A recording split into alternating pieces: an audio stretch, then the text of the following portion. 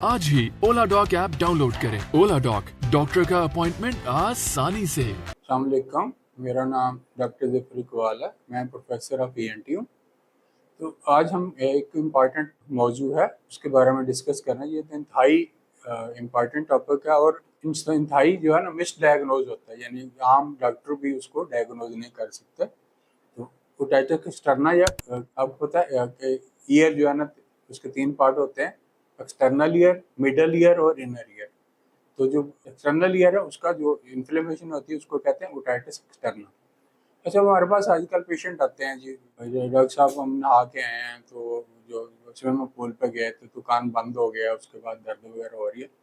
तो इसकी जो है ना मुख्तलिफ वजूहात हैं जो कान बंद होता है। एक तो ये है कि वैक्स जो है नॉर्मल सिक्रीशन है कान की, वैक्स उसको कहते हैं। तो वो बात चूँकि गर्मियों में नहाना ज़्यादा हो जाता है तो वहाँ पे वो की वजह से पानी की वजह से स्वेल कर जाती है। मैल पहले ही पड़ी होती है मगर ये स्वेल कर जाती है, तो उसमें फिर वो मरीज को कान में दर्द भी शुरू हो जाती है और साथ जो है वो जो है ब्लॉकेज की वजह से मरीज को सुनाई देना कम शुरू हो जाता है।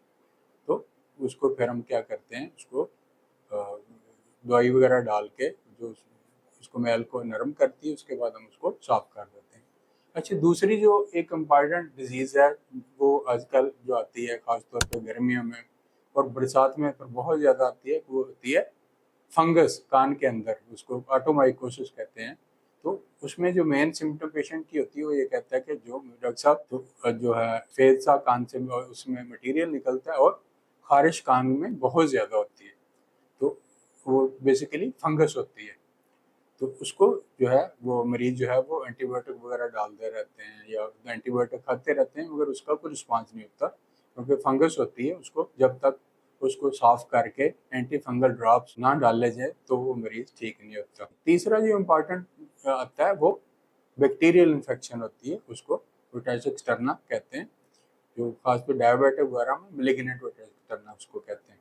तो वो खास किस्म के बैक्टीरिया की वजह से होता है। तो ये भी गर्मियों में ये ज़्यादा हो जाता है। डायबिटिक्स में, इम्यूनो कम्प्रोमाइज पेशेंट में, इनमें भी उसके लिए फिर एंटीबायोटिक की ज़रूरत होती है। मगर हर कान ब्लॉकेज के लिए और हर इन्फ्लेमेशन के लिए एंटीबायोटिक की ज़रूरत नहीं होती। तो उसमें फिर एंटीबायोटिक भी हमने देनी होती है, कान को साफ भी करना होता है और साथ जो एसोसिएटेड डिजीज़ है उसका ट्रीटमेंट भी, जैसे किसी की शुगर बढ़ी हुई है और प्रॉब्लम है तो उसका भी ट्रीटमेंट करना होता है। इसीलिए तो जब खासतौर अब जो हमारे पास पेशेंट आते हैं तो हम खासतौर पर बच्चे आते हैं कि कहीं स्विमिंग पूल में नहाएं, उसके बाद कान में शदीद दर्द है और किसी के, तो वो बेसिकली स्विमिंग पूल के जो अनहाइजीनिक स्विमिंग पूल है वहाँ से वो बैक्टीरिया को, जरासीम को जो है कैच करते हैं, तो उसके बाद उसको इन्फेक्शन कान में हो जाती है। तो हम यही एडवाइस करते हैं, तो कोशिश करें कि अगर बच्चों ने नहाना है स्विमिंग पूल में, कहीं पे जाना है, वहाँ पे जाएं जो साफ़ सुथरा स्विमिंग पूल है और उसको जो है ईयर प्लग लगा के जाएं ताकि कान में ना पानी जाए ना वो जो है वो जरासीम वहाँ से जाएं। तो इवन के जो स्विमिंग पूल में वो जो केमिकल डालते हैं, क्लोरीन वगैरह डालते हैं, वो भी कान की झिल्ली को डैमेज करती है। तो हम उनको यही एडवाइस करते हैं कि गॉगल्स वगैरह पहन के जाएं और जो है ईयर प्लग वगैरह पहन के जाएं। अगर किसी को इन्फेक्शन हो गई तो फौरी तौर पे डॉक्टर को चेक कराएं ताकि इन्फेक्शन वगैरह स्प्रेड ना करे और वहीं पे जो है इन्फेक्शन कंट्रोल करें। पाकिस्तान के टॉप डॉक्टर्स के साथ अपॉइंटमेंट बुक करें, वो भी पेशेंट फीडबैक देखते हुए। आज ही ओला डॉक ऐप डाउनलोड करें। ओला डॉक, डॉक्टर का अपॉइंटमेंट आसानी से।